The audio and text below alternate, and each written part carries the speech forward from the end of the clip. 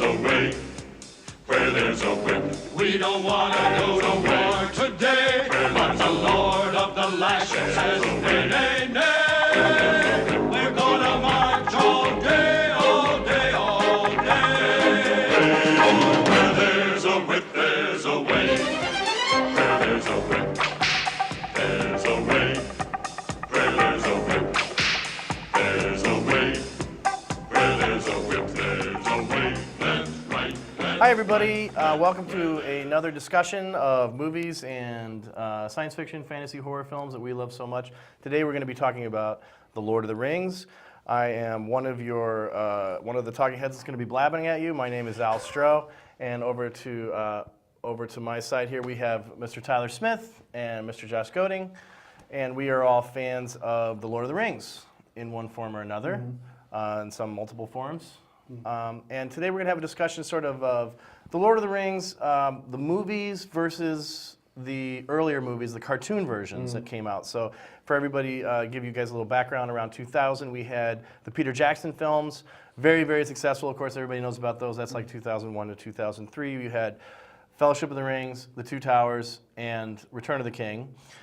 Then we have the new movies that have come out, The Hobbit, right, which started 2 years ago. We had The Hobbit, An Unexpected Journey. This past winter we had The Desolation of Smaug. So at this time, we still have not had the closing Hobbit movie. There and back again. There and back again, correct. And then we are going to kind of be comparing, contrasting these with the movies that came out in sort of the late 70s, early 80s, starting with the Rankin Bass Hobbit, which I believe is about 77. 77, 78, which is the cartoon version of The Hobbit. Then you had the Ralph Bakshi movie, Lord of the Rings version, which came out, I think, in the late, maybe 79, I'm thinking. And then you have, and that movie takes place, actually, they sort of truncated it for the cartoon movie. So for those at home, the Lord of the Rings film takes the events of the Fellowship of the Ring and halfway through the Two Towers, okay? Then that production ran out of money, and so Rankin Bass, which is another company, they took it back over and finished it up so you'd have sort of the whole trilogy in some form. And you have the cartoon version of The Return of the King, which came out, I think, in 81, 82. And so there's sort of contrasting styles even within the cartoons themselves. There's very contrasting styles as well as we can get into. But this was an idea of our friend, Mr. Tyler Smith here. And so, Mr. Tyler, why don't you lead us off and start our discussion? Yeah, I would actually like to first talk about the problem of making a movie, making a show. You know, as they say, the problem of the entertainment business is that it's a business. And the problem, and business and entertainment don't really mix that well together. And also, trying to get a film or a show correct, it's really like trying to hit a razor's edge. And I'm always reminded of what William Goldman says. He said, The Princess Bride and Butch Cassidy and the Sundance Kid, he said they were the only two scripts he wrote that he liked that came out as movies.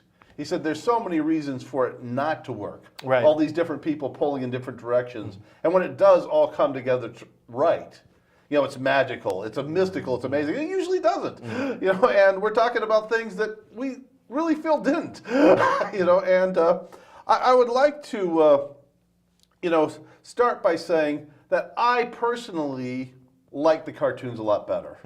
And the reason I like them a lot better was, one, I felt there was a creative spark in all of those films. There was a vision behind someone that didn't get lost behind 2,000 techies working on the computer to do the CGI.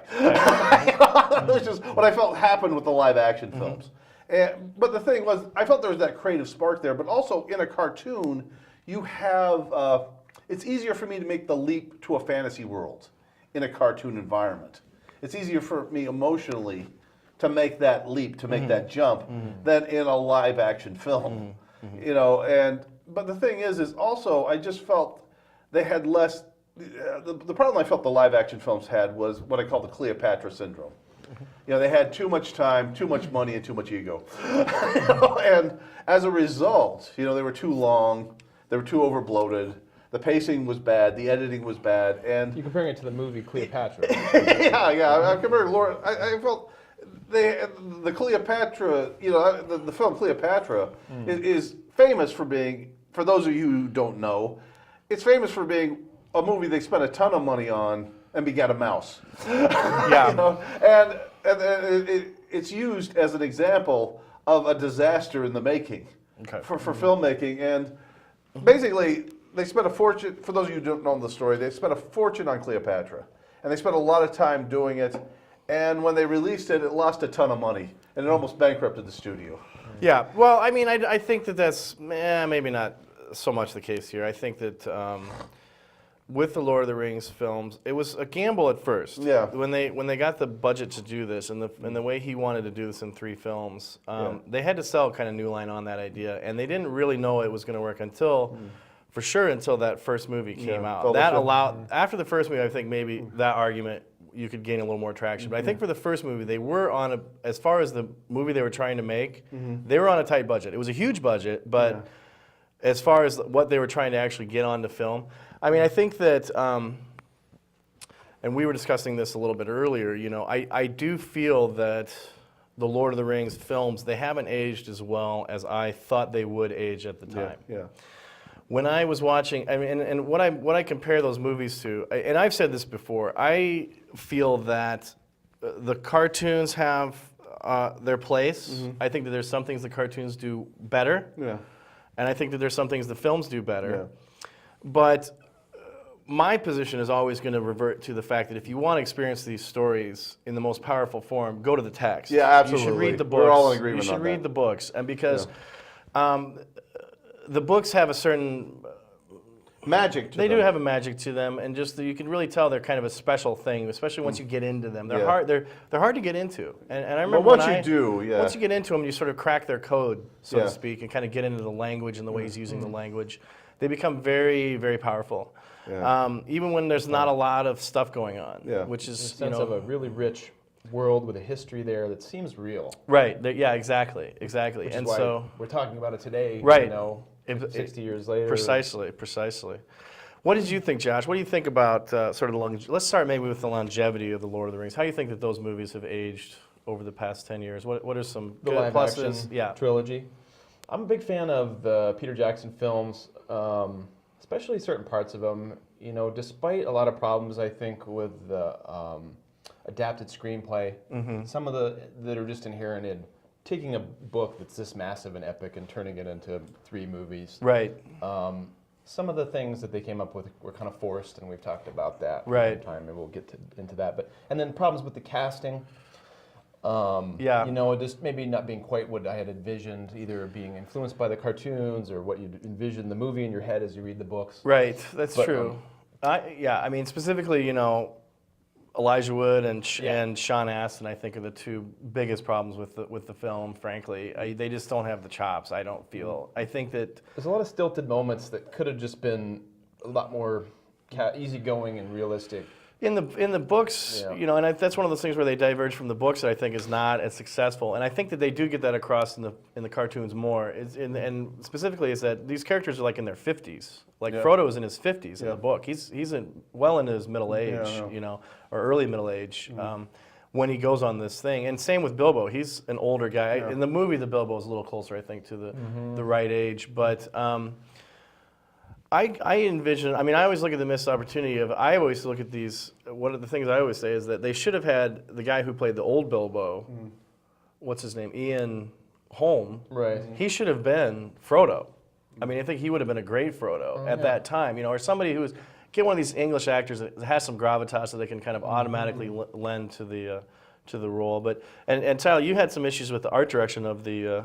The main problem I had with those films was I really felt the CGI, it really just didn't work for me. I mean, it looked fakey, and you know, I didn't.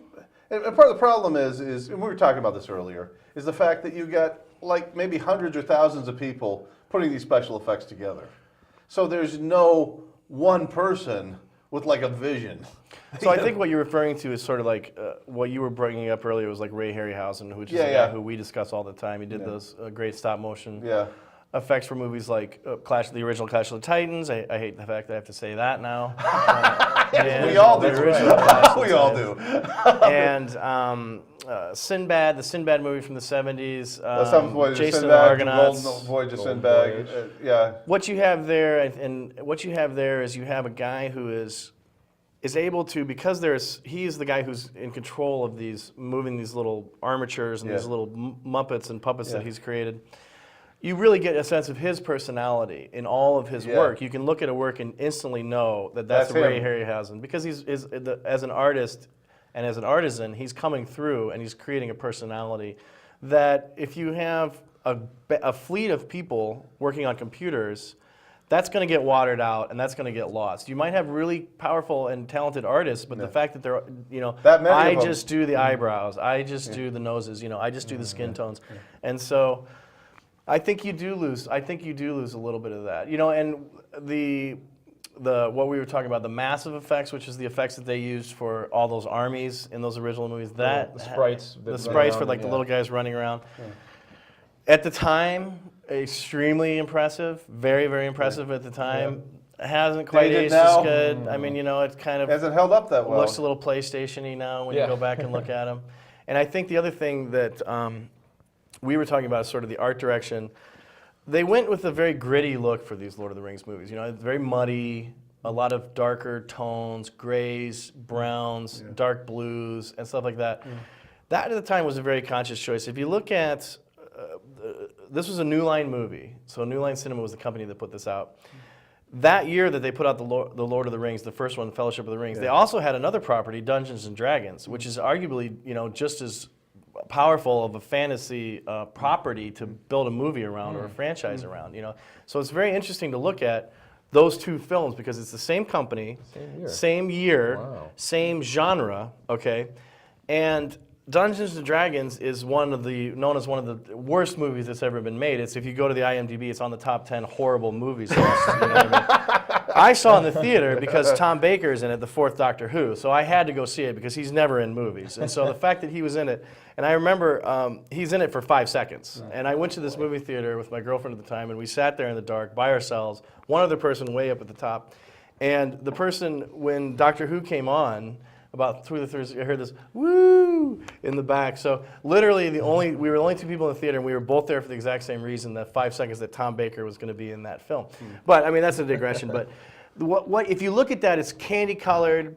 It's the castles that a sixth grader would draw with big tall towers, red peaks, on the tops of the towers, and it's just such a generic sort of fantasy. You can see what Jackson was doing when he looked around and he saw that, we'd really come to this dead end as far as art direction in fantasy films, where it was totally a repeat of it was getting slightly better. Although at the time, those effects in Dungeons and Dragons were just horrendous. And at the time, I remember in the theater being underwhelmed, very underwhelmed. But what happens is Jackson comes along and he says, we're gonna do a 180-degree turn here. We're gonna get away from that sort of saccharine world of unicorns and stuff like that, and make this very gritty, very realistic. Try to do this as make all these creatures look as if they could have evolved from a real creature at some point. For like dragons and stuff like that. I think it was a bold move. I think it was a good call for the time. But I think that ultimately what it's done is it's sort of hurt the longevity of the movies, because that look, while cool at the time, people don't have that same reference point now. And so they can't really, I don't think that they get that was a deliberate sort of, as deliberate of choice as it was, okay? And I remember, for instance, the very first footage I saw of The Lord of the Rings, when I saw it on a little computer and they were coming out with the preview of the preview of the preview came out, and it was some of the orcs running through the woods, and it was literally just guys running through the woods is what it looked like, because that's what it was. It was just guys in armor running through the woods, and I was so shocked because at the time Star Wars, the Star Wars prequels were still coming out, and we were just being saturated with this insane amount of CG, and so for the time it felt very restrained in a way. Now, that's also cheap. In a way. So if you're a sci-fi guy working over at Sci-Fi Channel, you can go, oh, look, we can just cover everybody with mud and sort of achieve that look. Okay? And have them running around in the woods. It's kind of like Monty Python, Jabberwocky, or Holy Grail, those Monty Python movies where it's just like, just cover everybody with mud and stick them in a field. that's been done so much, I think, over the past decade that it's really sort of taken away. And even though they were sort of innovative, it's sort of come around and sort of bitten them, I think, a little bit. Yes. A little bit, because ultimately they're not as fun to watch. I mean, they're not as cool, they're not as engaging as they could be, because they're not as fantastical as I think they could Yeah, be. but I did want to say They're definitely not as fantastical as the cartoons. Yeah. But I did want to say this. You know, when I watched Jason the Argonauts, and they got that scene with the skeleton warriors in there. That scene, when I watched it for the first time, absolutely knocked my socks off. That blew me away. Yeah. And there's nothing in any of these films that does that. You see what I'm saying? The CGI stuff that's supposed to knock your socks off, blow you away. It's like, no, it just kind of looks kind of fakey. You know, it does. But the thing is when you're using actual models, there's a level of detail that's much greater than if you're doing a CGI Well, I effect. think there's something that comes across because you're actually photographing a real element. Yeah. You know, as far as fakey, not fakey, they look pretty fakey. I mean, Jason Argonauts still looks fakey. You can tell how they did it. But I'm saying is it connects with me emotionally when I'm watching it in a way That's that what's CGI important. doesn't. That's what's important. Yeah, and you know, when you know, I don't think there's anything wrong with quote unquote fakey effects either. I think that's fine, as long as they have, you know. As long as they, like you're saying, they have character. I think that's what's most important, and I think that comes across in some movies, and some movies it doesn't. One of the things I like about the cartoons is that I think that in many ways they're more faithful to the books. They leave the songs in, for instance. I mean, as much as some people, that's one of the things I really liked about the know, cartoons. yeah. And they worked. You know, those songs worked to their like. I think some of them do, yes, absolutely, especially in The Hobbit. The Hobbit is, but also the Return of the King. I love that bit at the end where there's a whip, there's where a way. there's a whip, there's a way. Yeah, that's a classic. Right on the back, Yeah. could save the day. Frodo of the Nine Fingers. Frodo of the Nine Fingers. Yeah, I mean, this is a world that's very much drenched in song. I mean, you can't really swing a dead cat in The Lord of the Rings, the book, without running into somebody singing a song in the corner. We might be making a mistake sort of lumping the cartoons all into one category. Because That's right, we could talk about that. Very different beasts. Very different. Yeah, because the Ralph Bakshi one was very different from the And other. the thing other is, two. I have a lot of problems with the Ralph Bakshi. That's, as far as I'm concerned, that's basically unwatchable. I mean, I think it's a film they ran out of money, and that's the story behind it. That's the only one out of these three. Correct me if I'm wrong, but that was the major motion picture. Now, that was these one that other was two were released, made yes. for TV. Right, movies, I correct. think. Yes, absolutely. So Ralph Bakshi Studio was known for doing all sorts of provocative and cutting edge social commentary and things. It was a really interesting choice. If you can imagine, like watching Disney's The Black Cauldron, if they'd been the ones to do Lord of the Rings, what a disaster Disney would have brought to it. I think they're both disasters in different ways. I mean, they're neither the Black Cauldron and the Lord of the Rings film. Neither one of them are particularly watchable. As far as I mean, I tried to watch the Black Cauldron again a couple months ago and kept falling asleep. I couldn't. And I read those books too, the Lloyd Alexander. Well, I want to say this about the cartoons. I didn't think any of them were a classic or a masterpiece. You know, I didn't think any of them were particularly great, but they worked better for me personally than the live action films. That's my point. And we were talking about this earlier, and I want to hit this point again about Ralph Bakshi. Sure. You know, I'll go on record saying I think the guy is a hack. I think the guy had some great ideas. Yeah. He was a guy who, I mean, we can sort of, for those of you not home, Crumb called him a hack too, by the way. Crumb did not like his work. Yeah, I mean, I think he made Fritz the Cat, which is sort of the first R-rated cartoon. So it had some nudity, it had some, violence and stuff like that. And issues. He kind of built his career on that. The fact that he was willing to kind of go there cult first. It had a little cult classic quality. But to it. He says his favorite is Coonskins, which is the most Coonskin. It's just one. they're all. I mean, all of Bakshi's films are. They're really they make you feel kind of dirty when you watch them. They're really kind of sleazy, and they're the allegory that he uses is like frying pan hits you over the head stuff, which is like not as clever as I think he thinks he's being, and especially when he gets into racial stuff, because he does a ton of racial stuff and he uses a lot of racial caricatures, and they are racist, and he's making a comment about racism, but he's doing it in such a way that's racist. Is in itself racist, and that's a really fine line to try to walk. You can walk it, you can do it successfully, but I just don't think he pulls it off because he doesn't. He's kind of like Terry Gilliam to the extreme in that he's so undisciplined. Wizards. I mean, he's made Wizards, Fire and Ice. There's some other ones in there, but they don't make any sense, and they're just a Cool World is another example. That was his worst. That was it's his just worst. a lot of ugliness, a lot of brutishness on screen, and it's sort of just getting away with it. And so this guy, he did another one called American Pop. But one thing that I have, the biggest issue I have with his Lord of the Rings is that it's all rotoscope, which is the process of actually filming live action, You mentioned that, yeah. and then coloring over it. Yeah. They did it on Snow White in the 30s. It's an old technique. But at the time, it wasn't that well known, okay? Still, because people just didn't really know about movies very much. So what he did in Lord of the Rings is he got a group of actors together. They filmed the scenes as if they were, in the character, acting in a space, And especially if you watch Gandalf in his Lord of the Rings, it's something that you can't unsee. The guy is hamming it up so bad. The actor. Because he knows he's being rotoscoped. And so everything he says he's milking is it. Milking it, he has to put in these huge gestures because as far as you can tell what the actor is doing, he thinks that nothing is going to come across unless he can put these motions into it and talk about. I mean, literally, it just gets it's so distracting once you notice it that you can't unsee it. Now, this guy who played Gandalf, he was in a Doctor Who, and he would say it's actually the last one of the Key to the Time. He plays the baddie, and in that he chews the scenery horrendously. So the guy who plays Gandalf in the cartoon version in the Bakshi movie is really a ham, as far as I'm concerned, and he totally overacts.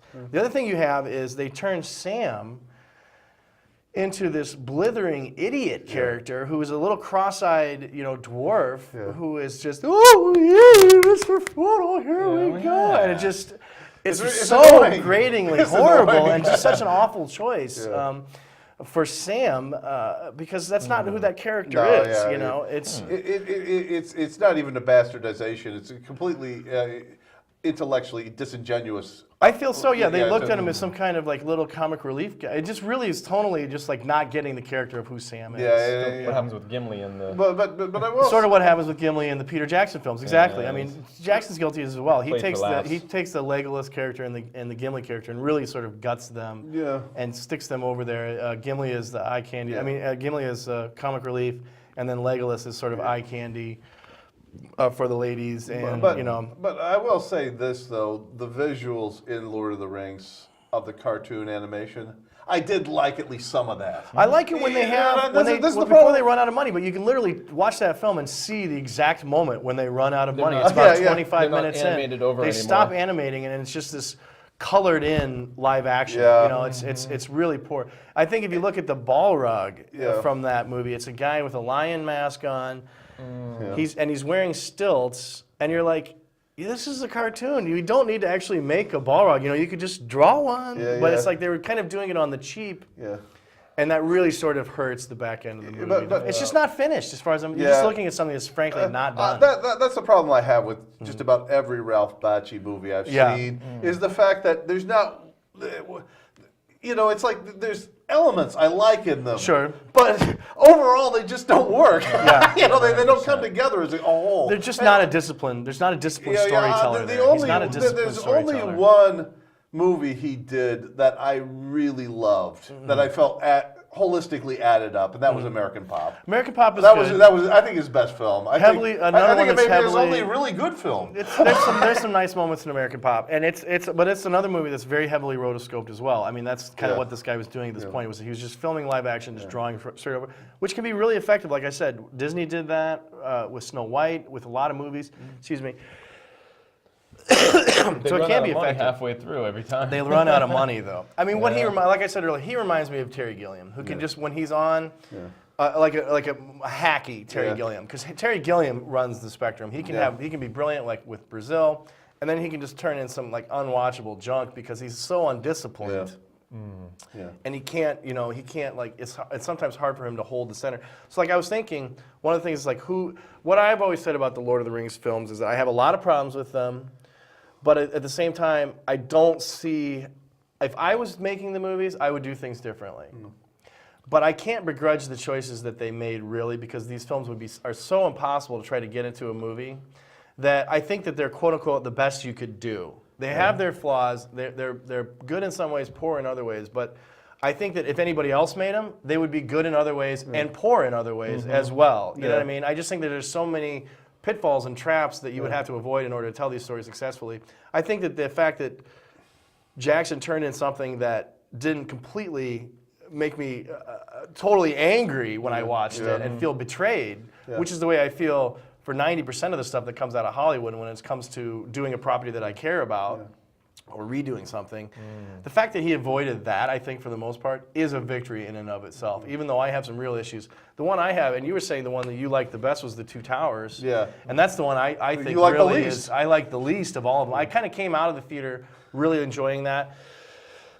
But I was blown away by the Gollum stuff. Yeah. And I think that overshadowed. In the book Faramir, the problem I have with The Two Towers is in the book Faramir is a heroic character. He's offered the ring, he turns it down. There are these people, there are these people in the books who are able to look at the ring, see it as an evil thing, and avoid it. Yeah. It became so important to them, and I'm not sure why. Because I think they were afraid of having that ring as being the bad guy. So they had to make that ring so scary in the movies that they made a lot of choices like Faramir can't turn down the ring. He has to be a bad guy and try to take the ring for a while and then only be persuaded, well, that adds this whole hour where Frodo and Sam, they all go up the hill, then they come back down the hill, then they go back up the hill. It just adds this whole subplot of the second half of the movie where it goes nowhere. And the thing is about the Two Towers in the book, they have a real cliffhanger at the end of that book. Frodo is dead, at the end of that book. As far as you read it, it's a shocker. It's like Gandalf dying in the first one. And so I'm like, you have this ready-made cliffhanger right there in the text. He's dead and his body dragged away. He's dead, his body's been dragged away. Sam has the ring at the end of that, and he is now walking into Mordor by himself as the new hero of the story.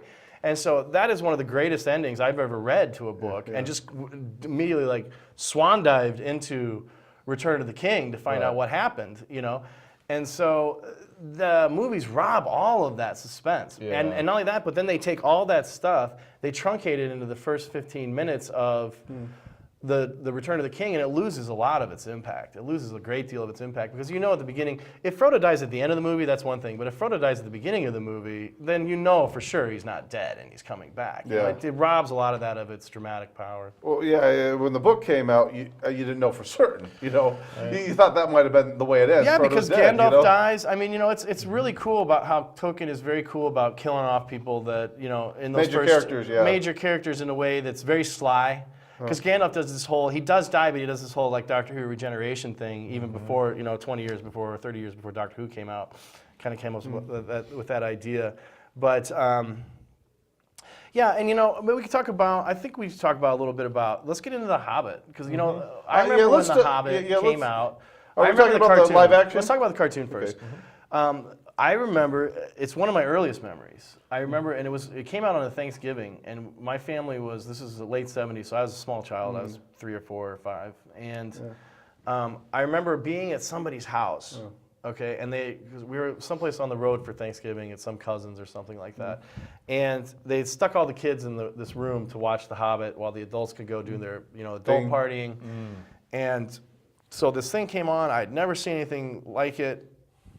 In those days, it was a huge deal for a cartoon to be on in prime time.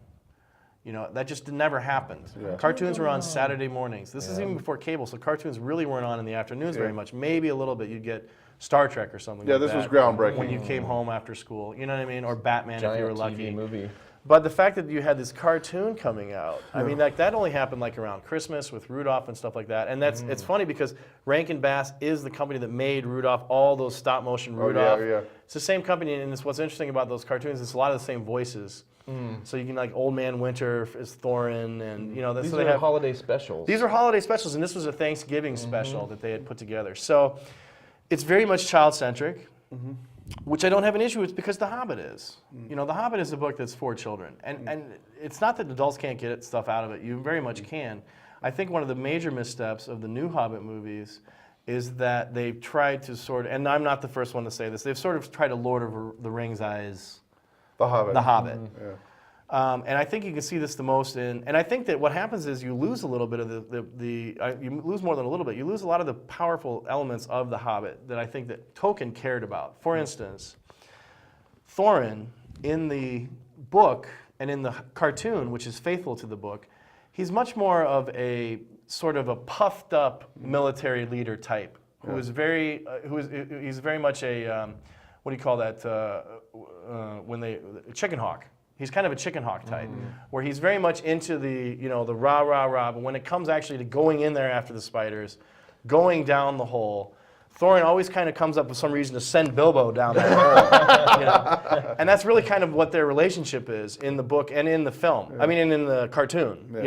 He's very kind of stuck up, and he's like, he doesn't really. He was like, well, you better get, you got to get down there. And it's, when it comes time to the war, then at the end, then he wants to join in the war, but he's very much doing it for the wrong reasons again. Yeah.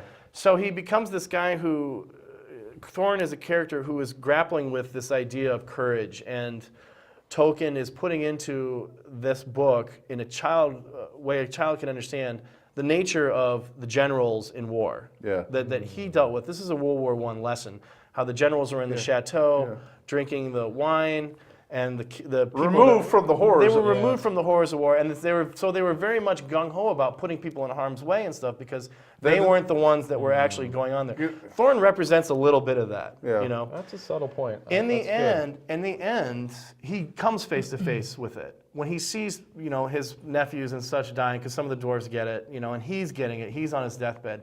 He recants to the Hobbit and he says, I was wrong. The food and cheer, the things that you care about, are more important than hoarded gold and fighting. So he really goes through this arc that I don't see that character going through in the movie. In the movie, he's a heroic character who is fighting for all the right reasons, doesn't have to question himself, and only that. But they've added in a bunch of actiony things for Thorin to do that he never really would have done in the book. Because he was a guy who was in charge. He was a guy who was always sending off other people to do his dirty work. He's not setting up they have a little hubris with him, but he's not being set up in the right way, I think. Yeah, it's certainly not true to the book character. Now, the other issue is that I think that The Hobbit, that the cartoon is much more successful, is that The Hobbit himself is a character who exhibits courage because he is doing the right thing in any given situation. So, for instance, when they're attacking the spiders or whatever, he is finding, or when he's going into like the cave where they have them trapped, the elves, when the elves trap them, and Bilbo gets them out and puts them in the barrels and stuff like that.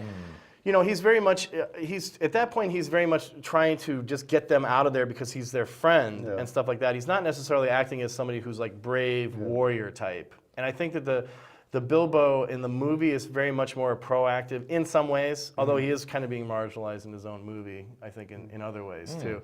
But yeah, so I think that the Bilbo in the movie is just a little bit slightly different. He's sort of coming at this as like, I'm going on an adventure, whereas like Bilbo really was swept along, kind of in over his head the whole time. And just trying to make the best of it. Trying to make the best of any given situation, but really not considering things like mission and that kind of stuff. He was really just looking reacting to what was happening. He was reacting in a way to many situations, and a lot of times he gets lucky.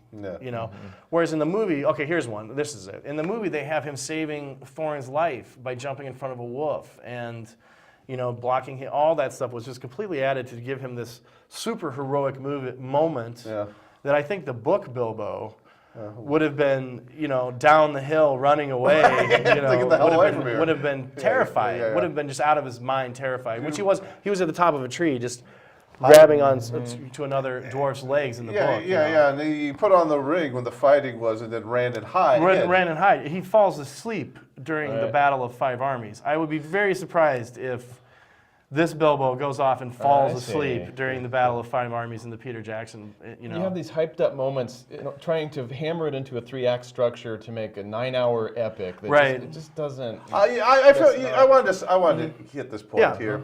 I feel like this is the Star Wars prequels all over again. With the Hobbit films, it's like they're milking them. They're milking them. You could now. You got a juiced-in audience, and they're milking them. Now, now to play devil's advocate to that. There's enough material there that you could do that. I think you could do that. If you did it right. If you did it right. Now, and I'll give you as an example, there's a great Hobbit audio play that the BBC put out in the late 60s. It's like 69, I think. And it's like 10, 12 half hours, okay?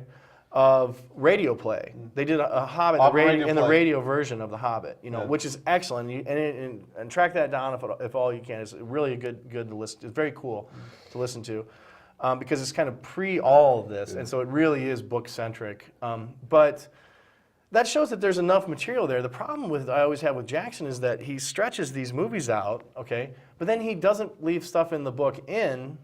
He's still taking stuff out of the book, and he's cramming in his own stuff, you know, to make that long. So I think there is. I mean, honestly, I do think you could turn The Hobbit into 3 movies. Yeah. I think they would be And make pushing it work. and make it work.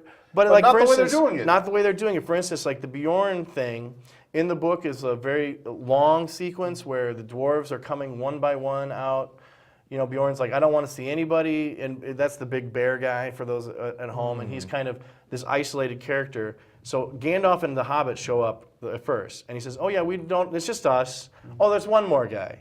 And so there's this whole kind of charming little sequence where Gandalf keeps going, oh, there's one more guy coming. Oh yeah, there's one more guy. And before Bjorn knows it, he's suffered the same thing that happened to the Hobbit in the first scene, and he's got all these damn dwarves in his house eating all his food and stuff, and he's like, okay, you got me. You know, because they were telling him this story the whole time about, and so they're keeping him interested. All that kind of stuff is just, I think that whole scene was like 5 seconds. And of course, what did they stress the most? The fact that he turns into this huge howling bear. So you have this, half of that, you have this running away from this sort of MacGuffin bear that goes nowhere. He, of course, will be brought back for the Battle of Five Armies. In the book, that's a charming little 2-sentence thing where somebody remembers seeing a great bear in one corner of the fight, taking out some goblin, huge goblin. Now, in the movie, you know, that's going to be 15 minutes of Bear Man shows Legolas up. will be riding on his back. Exactly, and you know, and the same thing with the barrel thing. The barrel thing, and you haven't seen the new one, but the barrel sequence where in the book, they go down the chute in the barrels, and they're all kind of in the barrels I think I saw that, going didn't down. I? Well, Yeah, that was on all the the second preview. movie. It's in the second one. Oh, that's the second But one. you know, in the book, it's a fairly straightforward affair. He puts them in the barrels. They're gone. They don't even really get caught by the elves. They don't even. They get away successfully. In the movie, this turns into a 20-minute sequence where you have. It's just insanity for 20 minutes. I mean, and it's exhilarating. It's fun to watch. But again, those are the moments that 10 years from now are going to kind of ring the most hollow, probably. Yes. You know what I mean? That's kind of stuff where it's like, yeah, once you've seen it, and once we give this generation of CGI a little bit of time to mold, and then we will see. You know, then it's going to kind of And some so of the many same of those stuff will moments happen. where someone's just about to get killed, and then at the very last second, someone surprisingly comes and shoots an arrow. Exactly, yeah. If I've seen this one so many times where it's like he's about to think, and he was overdoing that in Lord of the Rings, and then the last second the sword comes in and hits the arrow, or the orc gets shot right as he's about to do the downswing or something. That happens several times. Yeah, I think we were counting that, and that happens 4 or 5 times in the same sequence. People almost get stabbed, almost get shot at the last second. Takes I away mean, so- all the peril. It does. It's like the stormtrooper's always missing. You know what I mean? It's like, come on. I mean, it's like it's also- at some point it just gets ridiculous. and These guys Plinkett- would be riddled with arrows. And Plinkett you know? made this point, and it really stuck with me. You know, Uh-huh. where he's talking about the prequels. Sure.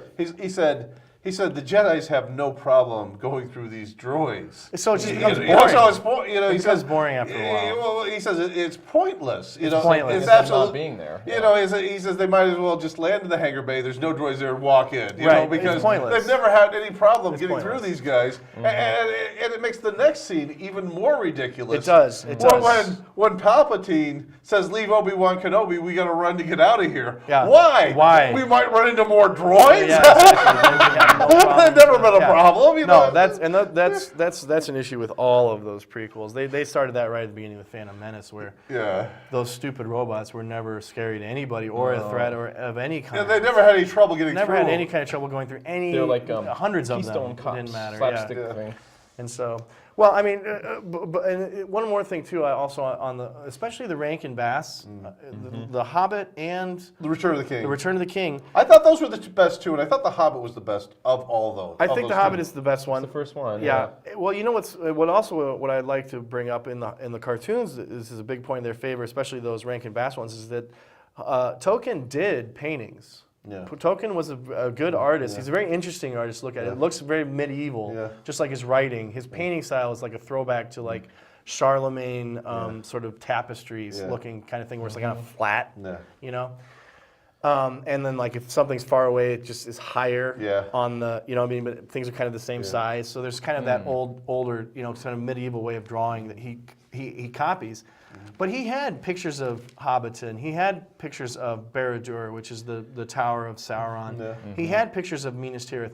In those cartoons, if you know those paintings, you can see that they have used those paintings in frames of the movie where it's one-to-one. Yeah. I mean, they've sort of taken their style and drawn over the painting, but as far as the lines of the painting are right there. Those And so watercolors Those that Tolkien watercolors, did. yeah. So those have been moved directly into the Return of the King. Those have been moved directly into a couple moments of The Hobbit, where it's just a better version of Tolkien's drawing. Yeah. That has not happened in the movies. Yeah. In the movies, they've completely sort of acted like those paintings, and that's fine. They don't need to. But I mean, I think that's I think it's sort of indicative of kind of where maybe they were a little bit more reverent to. They were a little bit less worried and a little bit more trusting of Tolkien. It's like they were saying, you could tell the guys in the 70s were like, we love these books. There's nothing wrong with them. We don't feel the need to add anything to these books to bring them to this. Yeah. We don't think we need to meet the audience halfway. Yeah. I think that Jackson, they felt that need of like, oh, they're not going to get this. So they dumbed down some of it and they sort of And take some they of went it for out. the cheap, You know? and they kept going for the cheap thrill, the cheap emotion. Well, that's the you problem. know, That's an like you were issue. saying Yeah. earlier with the whole scene of where you had to have the character heroically kill off this wolf that was Right. disingenuous to his Yeah, character. yeah, it was. Yeah, and you know that's a problem. That's the cheap- That's they an were going issue. for the cheap That's tricks. an issue with Jackson. Jackson is one of these guys who has to be pulled in because if you Yeah. give him the reins, then you wind up with Dead Alive, and Yeah. you have Yeah. literally 30,000 gallons of fake blood that they used for that movie. My sister had a great one where she was watching. She's a big fan of all this stuff too, because she was the only girl with two boys as brothers, and so she got a lot of Star Wars, Hobbit stuff. So she read Foundation and stuff like that, and she read all these Lord of the Rings books too back in the day when we read them.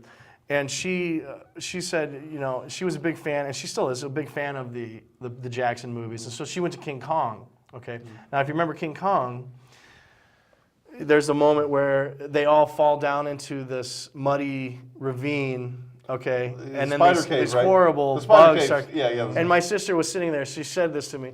She was sitting there watching the movie, and then when that scene started unfolding, she just went, "Oh, Peter," because she just knew that there was going to be this whole Peter Jackson-y thing coming up where the bugs were going to come out, and it's Yeah. going to get gross, and people's faces were going to get bit off, and there's a It's lot of going that for the where cheap sensationalistic trick. he has a little bit of that where he needs to be reined in a little bit. I Yeah, think. well, and he's well, more successful as a filmmaker when he's reined in a little. Yeah, bit. well, I wanted to talk for a moment about a TV movie that I saw Okay.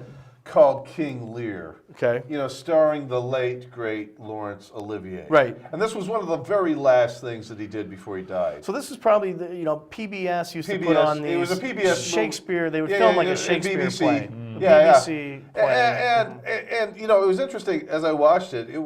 The thing was over 3 hours long. It was almost 4 hours long. Sure, because it's just the play. It's Yeah, just yeah, the play. yeah. They did it in its entirety, pretty close. So terrific And production. the first part of it was a little painful because it was going really slow, but they're developing the characters so thoroughly Right. that by the time I got to the end, I was like in tears. Yeah. You know, I was blown away by it. And, Right. And there, you know, and it was shot on a shoestring budget. I mean, this is the BBC. Yeah. They're notorious for doing the minimum. Right. You know, that you need to do it. It's very much like a play. It's very much like you're watching a play. Yeah, yeah. And in those days, they would do this minimalist thing where it was like a black background even. Yeah. And it was sort of all very theatery. Yeah. Where it was like, you know, they would have a table like this and that would be it. The only prop. Mid-ground Yeah, elements. Well, they had very minimalistic, like painted, drawn sets, Sure. and a Stonehenge set that they used quite a bit for several Right, scenes. yeah. But I have to say, I was blown away by this. Absolutely. By the time I was done, and by the fact, Olivier is playing a man who is on his last leg, who's knocking on death's door.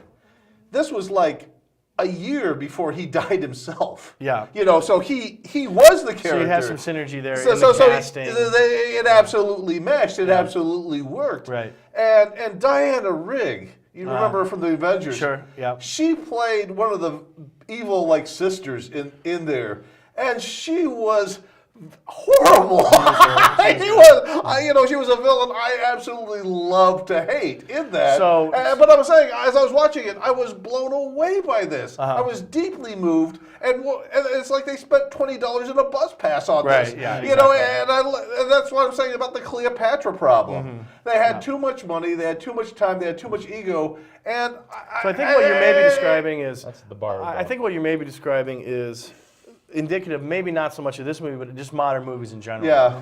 It is so easy for them to just say, oh, this will be CGI, this will be CGI, this will be CGI, this will be CGI, that nobody even really bothers to figure out if there's another way they can do it. Or if anymore, there's a story there, or if there's the really even a performances story, are there, yeah. if it all it's going to add together. And this is why I think that of the three movies, I think that the Fellowship of the Ring is the one that's pretty much remembered the most fondly in my experience of most of the people, and that's the one that's the most faithful to the book. That's the one that has the most character development, things you're talking about. That's the one that has the most quiet moments between two people talking. That is the one that has the most practical effects in it. So what I really loved about Lord of the Rings when I first saw it is there were shots that I could not figure out, and I'm a very savvy person as far as spotting special effects because it's something I'm very interested in. But there were moments in the Lord of the Rings where I could not figure out how they did that. Yeah. Now, later, every single one of those moments, you know how they did it? In-camera optical effects. And so in other words, they just sat one person further away. The oldest trick in the book was the one that worked the best. Out of like all they those did in tricks. King Kong. They literally built, like half the table would be normal size, half the table would be small. They would arrange it so it only worked from one specific camera angle, and they would film the shot from that angle, then they would set the whole thing up to do the reverse angles in another way. And it was all done in camera. The special effect is right there. That's from like 1910. That's from like 1900. Yeah, that's like King Kong level stuff. It's before King Kong because there's no optical trickery at all. King Kong did that effectively in their films. They did some of that. But this is just like one person.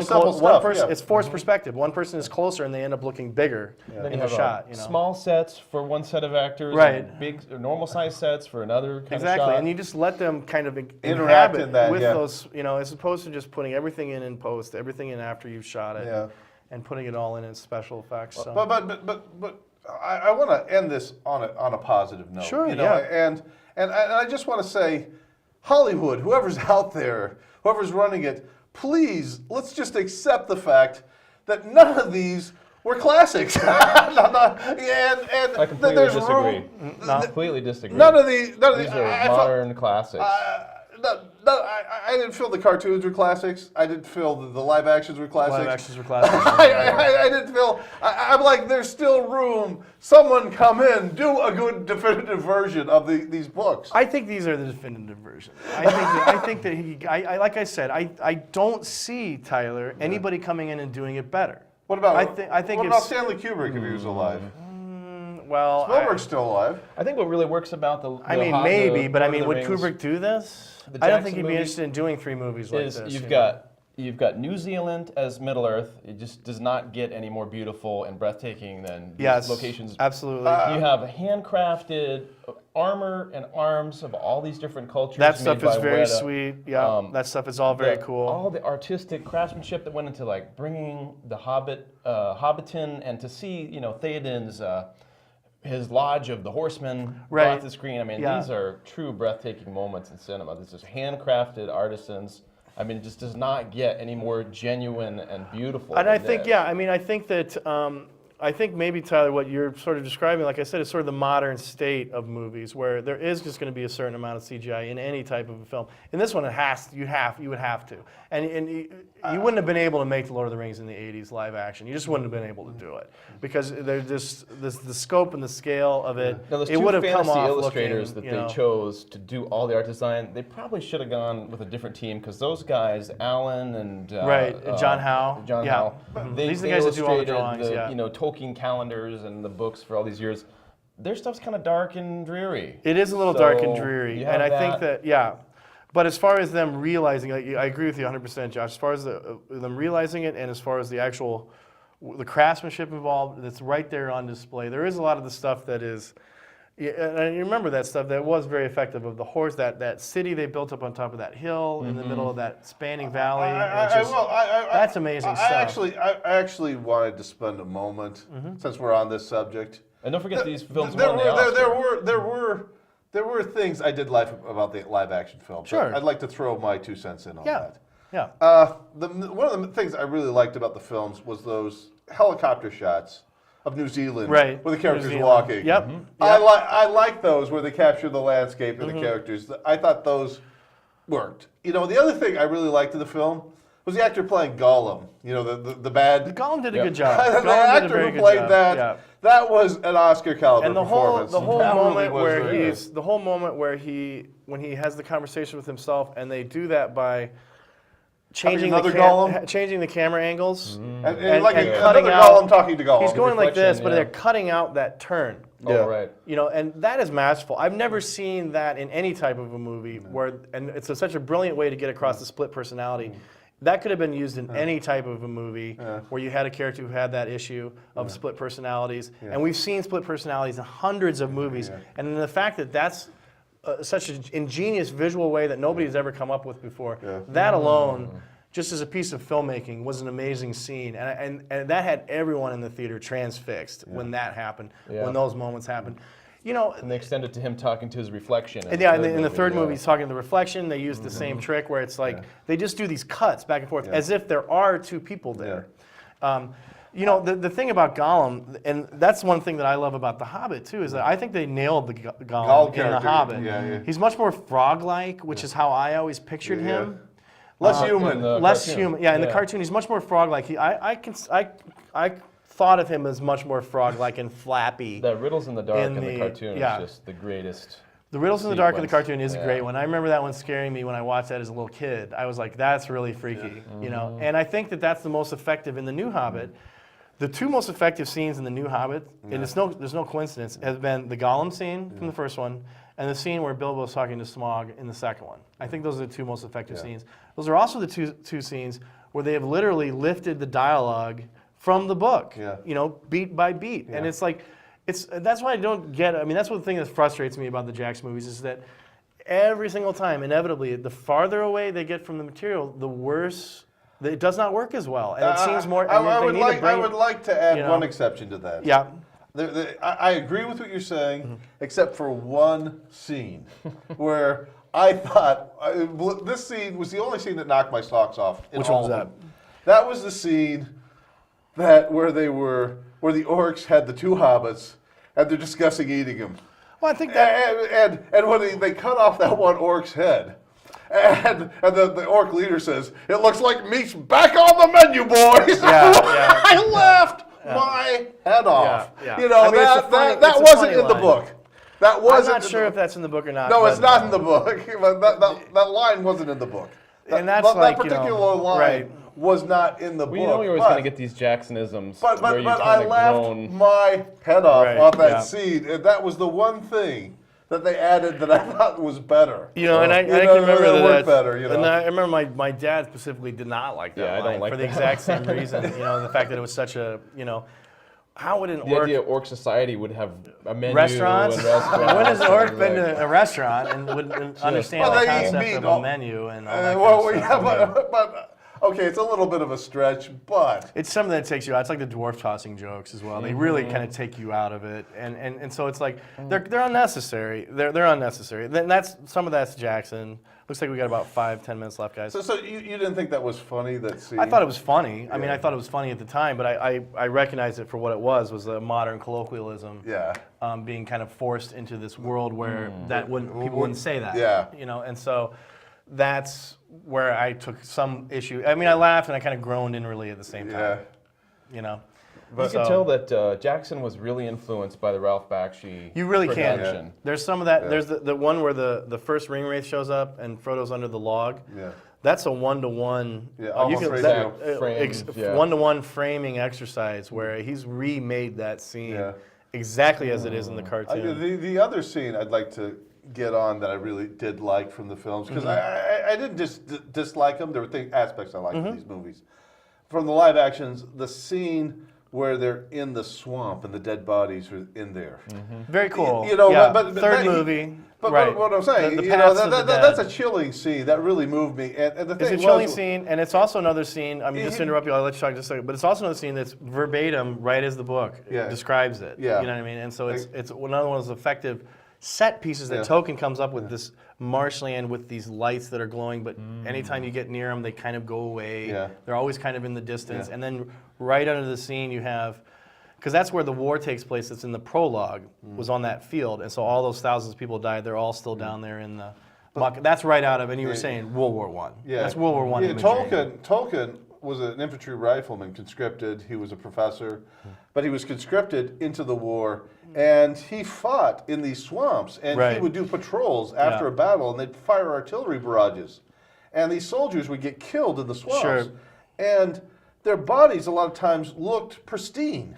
Right. You know, I mean, because the water was cold, and it didn't deteriorate as fast, so it looked like they were just asleep under the water. And that was it was a chilling experience from him. From the war. Yeah, the more he drew from that. Exactly. And when you're drawing from your own life experiences. Well, especially an experience like World War I. I mean, I can't imagine living in that. That's one of the most outrageous things that people expect in history of mankind. And you see that in his novels, and that carries through in the movies and in the cartoons. I think that's a central issue. I mean, it's a central theme. Of a world that's spinning out of control. Everyone's getting sucked into this war. There's no way to escape it. It's about, and it's about the, and the thing is about World War I is that it was it was the first war where they were using these modern weapons, but they were still fighting as if they all had swords. Yeah, so they were line up on both sides, march across the fields, and they would just turn each other into hamburger meat. You know what I mean? It was just brutal. I mean, it would just be. Because I was actually doing a little research on World War I for part of my job. They went from what would be the equivalent of this side of town, maybe it's about west side, so about 3 or 4 miles, 5 miles, okay? Yeah. In order to make it that far over the course of one of these springs or fall campaigns, okay, the French and the British, they literally lost the entire population of Iowa City, plus the entire population of Cedar Rapids, plus half the population of Des Moines. Oh, yeah. And tens of thousands of people to make it 5 miles. Yeah, yeah. So, I mean, it was just this, to be in the middle of that and see the futility and the stupidness of that and to live through that. And the brutality, the brutality of it. Tolkien was one of the only people from his hometown that survived that war. All of his friends that he went to high school with died as teenagers. So it's like literally like to graduate high school and then be like 19, 20, be back home, and everyone you knew in high school that was a boy is dead, because they did not make it out of that war. That's what he was faced with, and that's kind of, I think he saw it as bad as it gets. Yeah. He really saw did. a lot more of life than he really wanted to. He saw how how fascism really operates and how it can always look like patriotism and all this kind of stuff. He saw all those lessons landed right on his face, the kind of stuff that we just talk about. He lived through in the most brutal way possible. And I think that what's so uplifting about it is he created this beautiful, timeless work of art. Out of that does indirectly address those issues, and it does it in such a way that's so universal that, it's the number 2 book behind the Bible, I think, or something like that, as far as copies worldwide. And so it's just he really struck this nerve that you want to go there, even though it is, and it's like I remember reading the book. It's a perilous place. Yeah. They're in danger the whole time. Yeah. That's maybe something they did not get across as much as I would have wished in the movies, especially Lord of the Rings. Maybe a little bit too much in The Hobbit. They're being actively pursued in a way that they weren't in the Hobbit book. But it's a dangerous place where you can get killed really any time. And you get this idea that when those dwarves and that Hobbit are leaving one little city to go to the next city, that's tricky, and people just don't do that. You don't just go down the, You don't take lightly going down that road. No, you don't. You don't, going in between places of, you can get attacked by trolls, goblins, all this kind of stuff. You're safe where you're at, you want to stay where you're at. Yeah, exactly. You just wouldn't, so it's like, there's real reasons why Bilbo doesn't want to leave home, and he's right not to. Yeah. They really don't kind of come across, I think. But another thing I did like from the movie, I want to balance this out, because I did like aspects of it. I really like that scene. I think the movies can take it, Tyler. Go ahead. I like that scene. How many billions where the of dollars? king is talking, I believe it's with Aragorn, and Aragorn is saying, you're held up in this castle with your men, I just don't think this is going to work. Yeah. You know, I don't think this plan is going to work. And he says to him, look, the courage of my men is hanging by a thread. You're not helping by saying that. Right, You know, I thought that scene. Yeah, I remember that. I thought that scene was powerful. That's a good scene. I thought there were aspects of it that was good. I mean, one of the reasons I liked the Two Towers was because it does have there's a lot of action in it, and it does have a good suspense tension. It's got some great stuff. The end stuff where the trees come. And Yeah. Enjoy the Eagles come, and I mean, it's really kind of borrowing there's some from The Hobbit and there's- the there's big battle really at the cool end. Stuff. But There's really cool stuff in the Two that. Towers. My major issues with the Two Towers is that in the larger structure, it's just all the characters. We could have bypassed it. We could have bypassed it. Literally, every character at the end of the Two Towers is in the exact same spot they were in at the end of the Fellowship of the Ring. You know, Frodo and Sam are still out in the wilderness, walking around with the ring. Gandalf and those guys are still sort of gathering their stuff together, getting ready to go into mini city. It's like like a TV episode. thematically, nothing. It's like we were saying, The Simpsons, where everything kind of gets reset at the end of the Two Towers, which is not the way it was in the book. Yeah. You know, there was drastic changes in the book. You know, and the other thing is, I'll tell you, a plus for the cartoons is the fact that they've got John Hurt as the voice of Aragorn. I think his Aragorn certainly has much more gravitas than the movie Aragorn. And we know John Hurt's one of the best actors in the whole world. And he can just do that thing with his voice. Even 30 years ago when he was a much younger man, he still has that gravelly thing voice. where you come in and you really get this sense that Aragorn is a king. Yeah. Whereas in the newer ones, you never really kind of get that. I never got that I think feeling. in the end when he maybe cleaned up his beard, you know what I mean? When he went from the shag beard to the nice like clean line beard, then we got. But before that, you get the ranger part of him, but you don't really get that sense that in the book you got this sense that this was a really kind of like guy had some kind of inner strength or glow that was on display kind of at all times. It comes across in the book where he is a very kingly guy, you know, even in his ways of dealing with other quote-unquote people when everybody thinks they're on the same level. This guy really isn't. He is a king, and has this kind of magic blood. So I think Viggo does okay. I think he does okay. I think he does okay, too. Yeah. Like I said, I mean, as much nitpicking as I do with these movies, I don't see a way as they can be made better. Well, You know what I mean? I wanted to bring. Just a second, It Josh. took him 3 movies, but the Academy did give Best Picture to Return of the King. And Yeah. so That's true. For a fantasy movie to get Yeah. Best Picture, That's a it big deal. really is Yeah, beyond that is a big what deal. you would expect, Yeah. and shows it how it's been accepted But- as but- a modern classic. But Yeah. but it's like what I was talking about at the beginning of this show. You have that dilemma. Do you go with a tried and true formula that's worked before and risk boring the audience with something they've seen over and over again? Right. Or do you take wild risks and risk Yeah. losing them entirely? Yeah. You know, and I will say this about David Lynch. A lot of people say he's an idiot. He's a hack. I like David He's Lynch. a fool. No, I don't think yeah, that at yeah, all. but a lot of people say that about him in the business. But the thing is, it's like when I was watching a movie like Wild at Heart. It's like I know anything can happen. It's going to change. You know, There's definitely no net in yeah, David Lynch I like how he likes movies. to draw way outside the lines, Yeah. and I love that scene at the end at Wild at Heart, where I'm watching that and I'm literally saying to myself, am I imagining what I'm seeing on the screen now? Because I'm not believing my eyes of what I just saw. Where the fairy godmother starts to come down from the sky. Yeah. And I'm watching that and I'm like, am I seeing this right? You know? So maybe a few more of those wilder. Well, I mean, it is a fantasy. We could have maybe had a few more of those moments where What I'm saying is take some more chances. yeah, Yeah. take some more chances. I agree with that. You know, one of the issues that I have with the books, with the Jackson films, is that they force the linear structure into those. That's one of the reasons that the Two Towers got so screwed up, is because in the books they go off on these divergent paths, and there is no contact back and forth. Manipulate time. So Tolkien manipulates time in a way that makes the story more effective. There's no reason not to do that in the movies, and Jackson actually does do that sometimes in the movies, where one group, so they do it at certain times. You know what I mean? For instance, they throw you through 1,000 years of history in the first 2 minutes. They trust their audience that far. I think they could have trusted us a little bit further and know, okay, these guys are now slightly separated in time. You know what I mean? Yeah. When we're looking back and forth, you can still intercut between 2 stories and have one story be a few days ahead of the other story, which is what happens in the book. because it adds all these elements into the story structure that make it much more compelling. Yeah.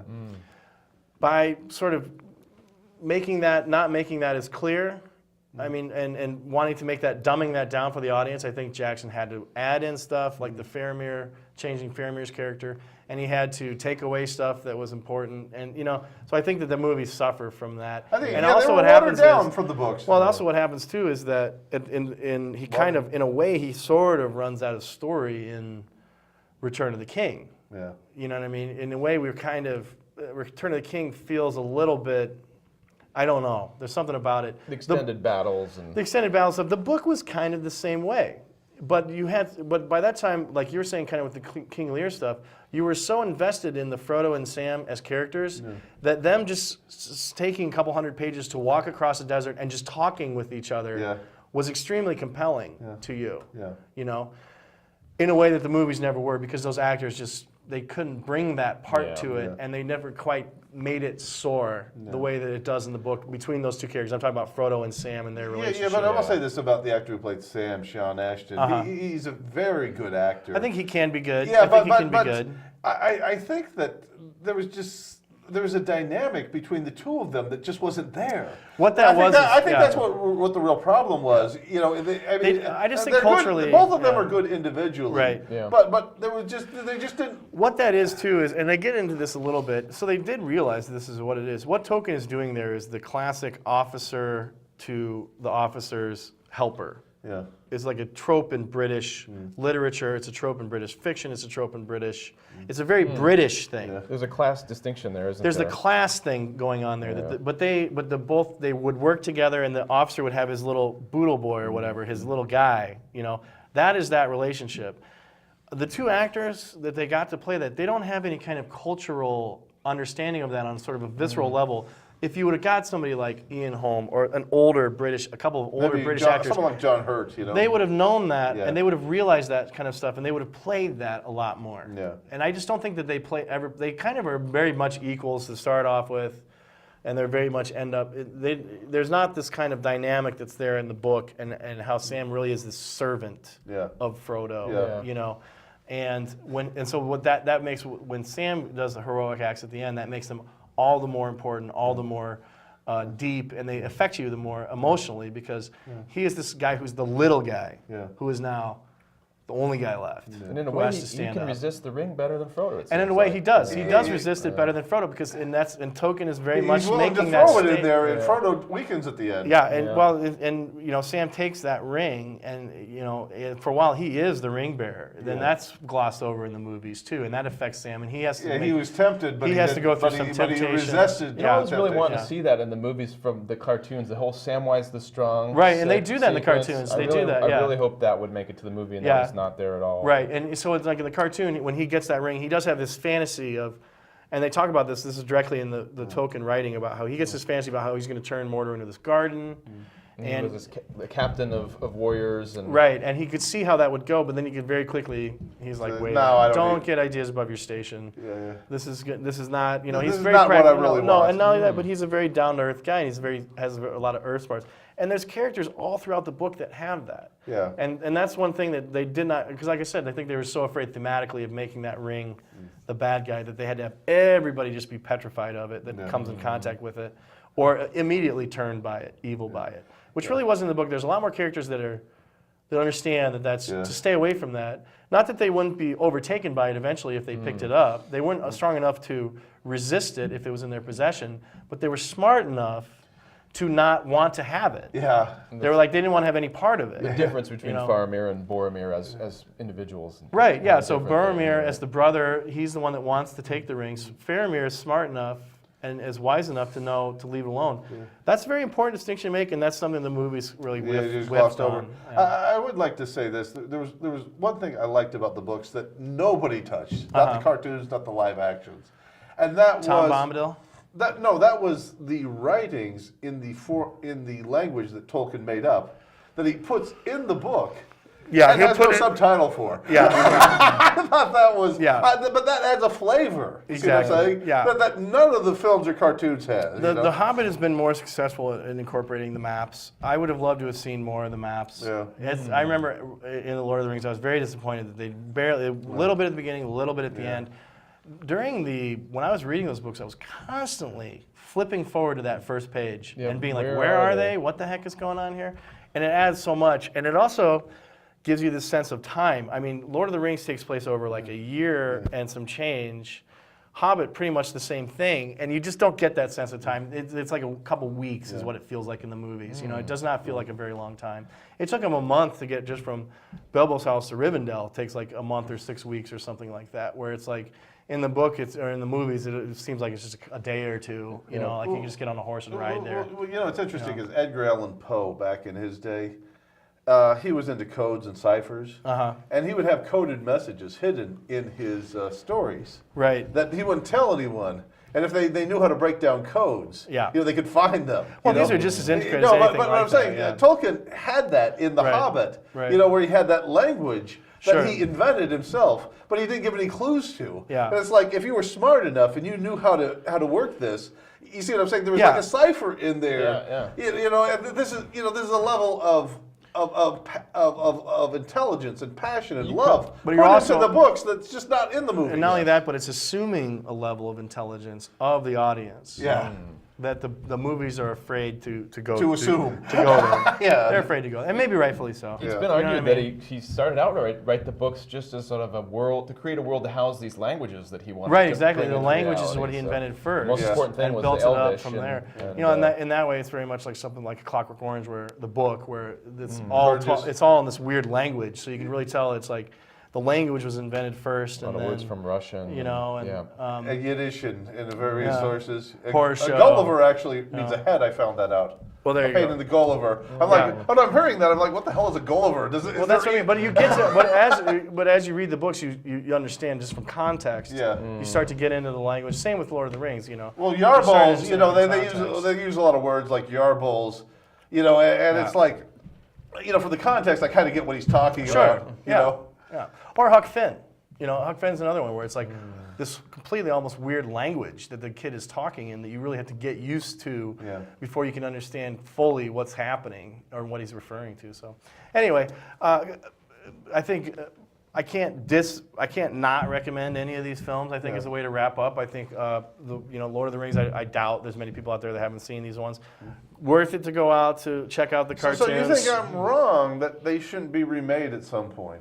In cartoon no, form or live I would action love to form? see it. I would go see a new Lord of the Rings tomorrow. I really would. I Maybe mean, a I new don't think, generation will yeah, have its you know. take. Now, maybe 20, 30 years from now. And as much stuff as they crammed in, there was as much stuff they left out. You know what I mean? So it's like there's still stuff in there. It'll you be know? interesting to see what they do with the third Hobbit too, because the second one has really kind of left me a Cold. little bit cold. Yeah, I guess. I was much more on board with the first Yeah, one. but I will say this about the And third. again, they're diverging. The first one, once again, was much more Yeah. faithful to the book. Well, I will say this about the third act of The Hobbit. That's where everything happens, you know. There's a lot that You know, happens so, there. so theoretically, it'll probably be better. Yeah, I mean, there's a lot that happens there. Like I said, we'll see. We'll see. We have like 5 armies fighting. We'll have to isn't do it, this you know? again in December. When we all Okay, go- when that one's done, yeah, okay. But I would like to. I just so. I think we could say, you know, most people have probably seen these Lord of the Rings. I would recommend going to see the cartoons at some point, with just that caveat that, you know, the first and the third one they're for children. They're much more geared for children, but there's really cool art direction, and it's almost like there's sort of an anime style to it, because they went through Japan to do some of the actual animation. So the character design is almost kind of an anime take on Lord of the Rings, which is very cool. And then the Bakshi movie has its moments. I probably wouldn't personally recommend that to somebody, but it first does have its half- moments. like I said, it's that's something pretty you should strong. see. It's something you should Yeah, see. yeah. I don't think it works at all as a film. I think it's a mess, but at the same time, you probably should see it just like if you're I said, a fan of movies. I felt you know. I say this over and over again about Ralph Bakshi. Overall, usually his movies don't work, but usually there are a few scenes in there that Sure. do work for Yeah. me that I felt like I got my money's worth. Like I Right. said, the only one I loved was American Pop, yeah. It's pretty good. Yeah, absolutely. Josh, any final thoughts? Yes, I love that Lord of the Rings trilogy. Yeah, I like it too. I like it too. I bought them all. I have them all on DVD. I watch.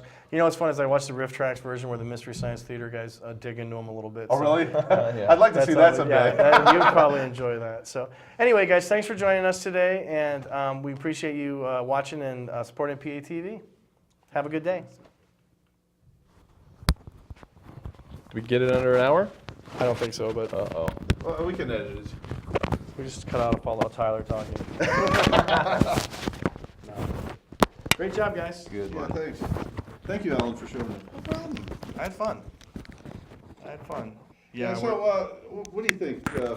Buck Rogers, Andromeda Strain, what were a Foreman project? Because I wanted to do some science fiction films that were, how should I say, a lot of people, younger people don't know about. No, that's that should fine. check out. No, I that's. Yeah, I thought Buck Rogers was just as good a movie as Star Wars, the first one. I like Buck Rogers. Yeah. I like Buck Rogers. I don't That's know what about I his Star Wars.